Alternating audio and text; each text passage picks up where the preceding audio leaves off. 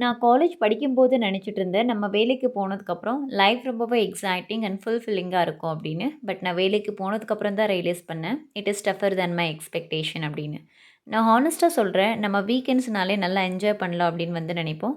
ஏதோ ஒரு எமர்ஜென்சி ஒர்க்குன்னு சொல்லி சில கம்பெனிஸ் சாட்டர்டேஸை ஆக்குபை பண்ணிடுவாங்க. அதே மாரி தான் 9 to 5 ஜாபுமே. 9:00 லாகின் ஆயிட்டு 5:00 வந்து லாக் அவுட் ஆகலாம் அப்படின்னு வந்து நினைப்போம். என்னதான் இது 9 to 5 ஜாபா இருந்தாலும், ஒர்க் ஃப்ரம் ஹோமா இருந்தாலும் எப்போவுமே வந்து ஆன்லைனில் இருக்கணும் அப்படின்னு சொல்லி ஒரு மென்டல் ப்ரெஷர் ஆப்வியஸாக இருக்கும்.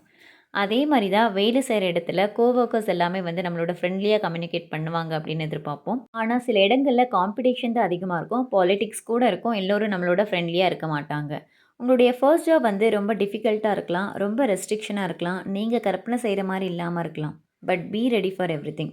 இந்த மாதிரி more career stories and life லெசனுக்காக ப்ளீஸ் டு சப்ஸ்கிரைப். நம்ம நெக்ஸ்ட் வீடியோவில் பார்க்கலாம். Until that stay tune, take care, bye bye.